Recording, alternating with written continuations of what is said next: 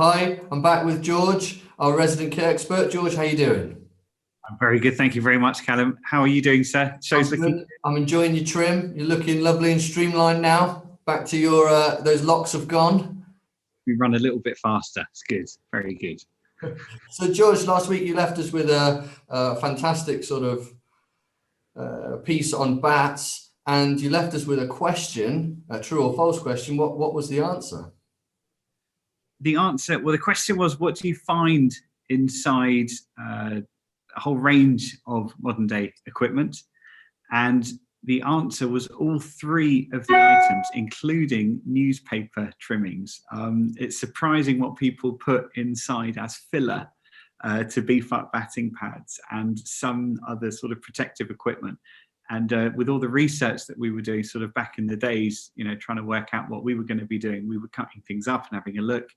And it was quite a surprise when it's like opening like an old Amazon package. Other delivery services are available. And just thinking, oh, okay, that's a bit of cotton wool and here's some newspaper. I wonder what was going on when that was done. It was just bonkers. So they have been found in all of them. And some people will say, no, not in ours, but it's still surprising. Anyway, moving on. I've annoyed enough people already, I think. No, that's great. So for our viewers here, George caught up with a guest earlier in the week. George, just a quick introduction for us on who you met with. Yeah, this should be really interesting. There's a chap called Tom Milsom. He started and runs a business called Ayrtek. And people may, if you're not familiar with Ayrtek, these are the helmets that look a little bit streamlined and a bit very different to traditional helmets. And they tend to be seen as a bit of a Marmite product. But there's a huge amount of science behind this. And I've got an enormous amount of respect for Tom and for what he's done and what he's sticking to in terms of, just focusing on what he's doing. So I hope you guys enjoy it. Hi, everyone. How are you doing? This is George. I'm here with an extremely interesting and, long-standing friend and influential person in the cricket world, Mr. Tom Milsom, the founder and owner of Ayrtek Cricket helmets. Tom, thank you very much for giving us your time today. Thank you for having me, George. Pleasure to be on, and hello to the viewers. So, Tom, the reason why I wanted to get you on the show is in the first 3 episodes of the Burko show, I got a bit ranty and I got a bit annoyed because we started talking about equipment in general for cricket, and that starts to get the blood going because that was the reason why I started Stretton Fox. It's because I saw something, thought that's rubbish. How come everyone's using it? And I believe you're of a very similar approach and mindset. So you, obviously, for those who aren't aware, that you should be, firstly, but Ayrtek helmets are seen as quite a controversial helmet company. But the reason why they exist is because Tom did some studies, some very in-depth studies using actual science, which is quite a rarity in cricket, and realised that cricket helmets were in desperate need of an upgrade. He then did that. And the resulting product has been, by some people, seen as a bit of a Marmite item. However, once you've tried it, you're never going back because it's so much more comfortable. The performance is better if you actually get hit. It doesn't hurt, which is great. And it's something where Tom started a company. He stuck to his guns through the ups and the downs. And what he has is an incredibly loyal fan base and an incredibly successful product. So I would love to be able to put the spotlight over to Tom and allow him to tell you in his own words, because I'm rubbish at this. Take us back to the beginning, mate. Over to you. Where it all began, I guess, is where always a good place to start a story, isn't it? So originally, I did a sports technology degree at university. We had to pick a piece of sports equipment, or as your dissertation say, right, pick a bit of equipment you want to innovate, improve. So it all started with a cricket glove, ironically, which was back in the days when Alex Stewart and NASA were breaking a finger every week. So I used the Reebok pump technology that turned out in the back of a hand, which we did some testing with, and that was shown to reduce the impact force being passed through the glove by use of air technology. So we licensed that design to Canterbury, a rugby brand, for 3 years. So I left uni in 2004. So from 2004 to 2007, we were licensing them the technology and producing the goods for them. And I said to them at the time, this is great, but there's 30 or 40 other brands on the market which make pads and gloves. We thought about looking at cricket helmets. I said transferring the technology from a glove into a cricket helmet. I said at the moment there's only 2 main brands on the market back in 2007 which have got the market sort of cornered. So I said it's far easier to compete against 2 brands than it is 40 brands. So they were given first refusal on products back then to say, look, are you interested in this? Yes or no, and they weren't. So that was when Ayrtek, hence the name. People think you're from Scotland. Is like, no, that was copyrighted. Air normally was spelled differently. So hence the Air Technology was the company name. Sort of we founded in 2007 to move the technology into the cricket helmet market. So we started off, it was actually Andy Harlan's fault at Loughborough University at Sports Tech Lab. So first trip was up to see him actually at Loughborough University off the back of I think it was an article in the Telegraph or the Guardian at the time with Simon Hughes, which he was writing to say players are still getting injured, people are getting lacerations, broken noses, and sort of Andy Harlan at Loughborough was doing research at the time into cricket helmets to look into them. So we packed ourselves up, went up to see him and said, look, do you mind having a conversation, sharing some of your research? What's the issues, what you're discovering to say the weaknesses are in the helmet? Yeah. So it was identified basically peak flexion was a major one in terms of the ball was going through the gap between the peak and grill. The level at the back of the helmet where your natural instinct when someone's going to punch you is to turn your head away and shield, which obviously exposed the rear of the neck. So that was the second point of view. And he said just materials and the basically no innovation happened at the time. I think I had a helmet, which was one of the big ones on the market at the time. I think that was from 1994. So it's basically 20 plus years had gone past without any real innovation in the helmet market to say, right, let's move it forward. What can we do? So that was the decision we made at the time to say, well, look, we've got the technology. We could put that technology into an existing helmet shell. It wouldn't look any different. The technology would be there, but it's like, well, if we're going to start, let's start from the ground up and look at the problem. And the solution to it was basically going back to the drawing board and designing a shell from scratch, which was what we looked at to say, well, deflection of an impact would be 1, peak flexion, minimizing that would be 2, and the sweep at the back of the helmet was 3. So that was our 3-point sort of process. We like to say, right from drawing board, we're looking to solve these 3 issues, which is why we came up with the quite radical shape of the helmet. And I said, well, if we're trying to market something in cricket, they might spot a tiny pump and release valve on the back of the helmet from slip, but they're not going to notice it from cover, for example. Whereas, like, right, if we get a radical shape and it's massively different to anything out there, that sort of markets itself. So that was where we came up with the design. We worked with a company in Leamington Spa. We worked with Formula One companies because we went down the route of carbon fibre to say, well, look, what's the lightest and strongest material out there we can work with to make a helmet from, which is going to be impacted and hit with a hard ball. So that is where we started. We started from the top down, if you like, where we said, right, let's build something for the professionals who are looking at their livelihoods and injuries, which could stop them playing. So you create a product that is massively researched at the top sports science university in the country, definitely Europe, on a par, I'd say, with some of the big sports techs over in the USA, or they collaborate with them. Yeah. You've then gone to a Formula One company to help with the construction of an all-carbon shell, and you've created something that deals with the problem from the very first second. So firstly, the impact is deflected, so you're reducing the risk there. You then manage sort of as you said, the separation, the risk point. So you've completely redesigned the helmet, and that's just massive in cricket. It's something that's such a rarity. I'm just sort of keeping an eye on time, but I'm sure Callum will be fine. We'll just go on, and he'll just have to shorten the other bits. This is interesting. How at that point in time, had you had any sort of initial market feedback from people about what you were doing? It was the pushback, because cricket's such a traditional sport that accepting change and say, well, you've been wearing this, you've been using it. It's a bit like the scoop cricket bat or any innovation in cricket. Everyone's sort of, oh, I don't want to, or don't want to be the first to use it or first to change it, which for us, we were lucky to have Sangakkara was the first adapter, if you like, on the professional scene, which really took off. So having someone like him use it and understand it and embrace it was really important, I think, to move it forward, to say who's going to be the first, if you like, to use it, and the aluminium bats and all that back in the day.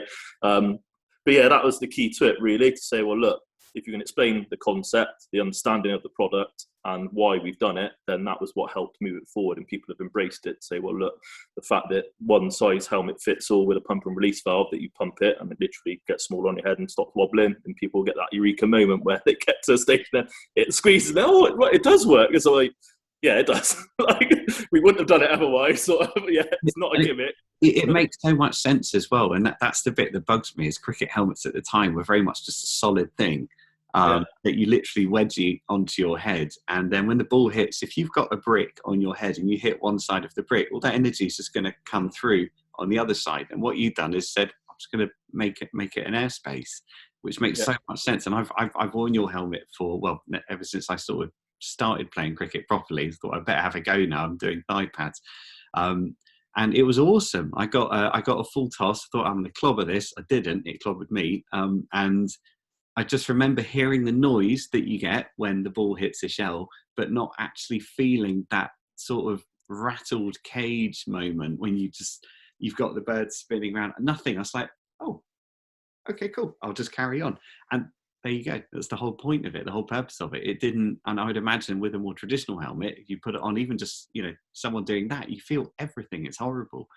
So, yeah, that's it. It's like a snooker ball concept, isn't it? A ball hits a ball, a hard surface, and that energy's passed on. So it's putting something in between that surface to say, right, we'll take the force out of it, which is why it was important to get that airliner in, paired with the shell. Gave us a lighter product, which the pros wanted. Ventilation was another problem they had, which sort of we tackled by not having EPS on your head, which is obviously an insulator.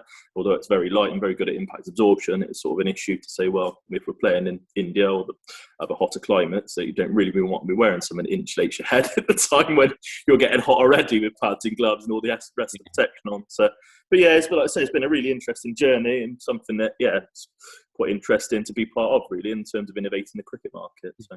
And at that point, as a startup, so you've got an amazing product, you've got the science to back it up. However, now what's happening is you've got pros who understand it, who love it, but then you're competing in a market where I would imagine in this sector, 90%, if not more, of the cricket helmets being used at professional level have been given by the brands for visibility, sponsorship, and you'll have probably club contracts where people will say, no, you all need to wear this helmet. And that's, in terms of visibility, that's a huge challenge, because then you've got to have you're limited in terms of the visibility firstly, and then at that stage, like you said, Kuma Sangakkara, what an awesome dude. Shout out to Kuma. Very, very nice bloke. Having people like that is so vital and so important, but it must have been quite, I'd imagine, quite frustrating, because then you've done something very different. Also, you're making it differently. You're not making something as cheaply as possible. You're making it as good as possible. That was the issue, yeah. And people, they're making them for nothing. Other ones that are being made for nothing, they're just dishing them out, to sort of get that visibility. That's really frustrating. It was, well, when we started, we were looking at mass market. So we started from the top down, and we were competing at the time. Someone said, well, the biggest selling helmet out there on the market is a £16 Sports Direct model. And I was like, well, I can't even make a component for £16, let alone a completely boxed product to compete. It's sort of, if you're trying to wear something which potentially save your life, then why are you cutting corners when it comes to materials, technology, what you're wearing, sort of thing? And I think that's where, like it or not, I suppose we drag the market price up, or everyone else has sort of looked to say, well, hang on, with bats, a bit of wood selling, which is inevitably going to break, is going for £500 plus now. Why is a safety product, which you're wearing on your head, which could stop you getting severely injured, being sold for 16 quid? A cricket box is 20 quid, and you're paying 16 quid for a helmet. You think, well, I know which one I'd rather protect more. Well, debatable, I know nowadays. It's like, well, yeah, the shift was to say, look, working with a Formula One company, carbon fibre, titanium, like I say, airblood, all the technology was to say, look, we can't make this on a shoestring budget. It is going to be £100 plus at cost price, which, like I say, it's one of those things which, putting a price on safety is a big one, isn't it? To say, well, how do you price it? It's putting everything we can into this product to say, look, it's the safest we can make it. And you will have to invest in that if you do want to use it. But yeah, it's difficult to say. Frustration, I suppose, or grateful to work with them. We got called up to Loughborough again, to the ECB centre up there, and 5 of the Lions lads at the time going back was Bairstow, Taylor, Chris Wokes, Joe Root, the likes of those, and sort of saying, right, can you look after these boys? They coming through. We think they'll be decent players, and as it turns out, they were quite useful, the young crop. But then when they got through the Lions ranks and were on the brink of the England side, unfortunately, that's when the sponsorships come along, and you're like trying to say, well, look, a small company. We can't afford to be endorsing your footwear, your headwear, your bats, your pads, everything you're using. All we can offer you is a free helmet, sort of thing. And that's sort of, frustrating that we lost the players at the time, which were early adopters to it, but grateful for the fact we've got to work with them over the time we did, I guess. But it's difficult, isn't it? Say it's the market, and you understand, their reasons for behind going with the sponsors ultimately, because it's not a long-term game we play for years and years, is it, at professional level? So it's interesting I think it's interesting for the average cricketer. I mean, everyone's aware of sponsorships, of course, but just to how much of a degree, players are given kit, and so when you see a player that's chosen against sponsorship to wear a product, that's always that in itself speaks volumes. But fast forward to now, so you've now got you've got your original helmet, which is, and it goes to show you don't need to change it, because everything about it still speaks volumes. Everything about it does exactly the same job. It's still the best performer. It's so interesting to see. But you're expanding your product range. You obviously have a full range of products available. I believe there was. Is there a second helmet? We looked at a traditional one. Ironically, we were sort of swayed a bit to say, do we go down the route of a traditional helmet? Should we stick to this one design and put our eggs in one basket? And it was actually working with Sankar at the time. He sort of said, look, is there a more traditional version? So we worked and we came up with a traditional design, and it still maintained the peak sort of strength and worked with carbon fibre, but it was more traditional looking. Which we've sort of, people pushed it, and I did release it 2 years ago now when I took full possession of the company, to say, look, people are asking about it, they love the technology, but they don't want to look quite as extreme as they do in the RAD model, as we call it. So we released the RAD as well, but it's still outweighing significantly. The radical version still outsells the trad one by a Numa to 1. So that's really interesting, because is it a case of when somebody gets the story, when someone discovers Ayrtek, they look into it and they research and they go, this is amazing, why it's almost like, well, I'm just going to get the proper one that does everything correctly. Why would I get the in-between one? I may as well just get that. It's such. It is really, if you the county, you've done it as well. You've been into the county changing rooms, but the first thing any pro will do is put on a helmet and then get their phone to see what they look like in it. It's like, not does it feel comfortable? Here's the results, showing you that it's safe, it's passed, sort of, it's ticked all the boxes in terms of backup evidence, if you like, to support why it looks like it does. But the first thing they will do is look at it and in themselves say, what do I look like in it, lads? And look to a backup verbally or from someone in the change room, say, oh yeah, it looks good, sort of thing. And if you win one person over, then as we finally always need that person. The early adopters will sort of influence the changing room, and it will get worn. So but other people was like, well, no, don't like it, so that's it. It was sort of cast off. Well, can't really change an opinion on how you look in it to say, well, it's going to look different. It is different because of these reasons. So, but I'm gonna get Callum to, and I'll supply him with some photographs that we can sort of superimpose on the screen. He's clever at that. I'm rubbish. He's using Ayrtek helmets, so you can viewers can actually just see how many people have actually had this product. And really, the only reason why nowadays they maybe don't is because someone's gone, well, you now need to wear this because we're paying you to wear this, Anyway, that's a whole nother chat. I'm just conscious of time, but this has been really interesting, and I would strongly recommend to everyone looking at this to go and check out Ayrtek. Is it ayrtekcricket.com? Ayrtekcricket.com. We're on there, it's still on there. So.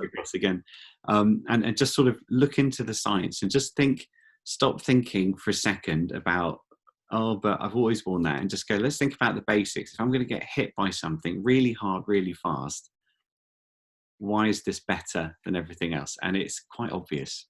So above all, Tom, thank you for looking after everyone's heads, saving all their noggins. It's much appreciated. I will continue to wear mine. I love mine. I'm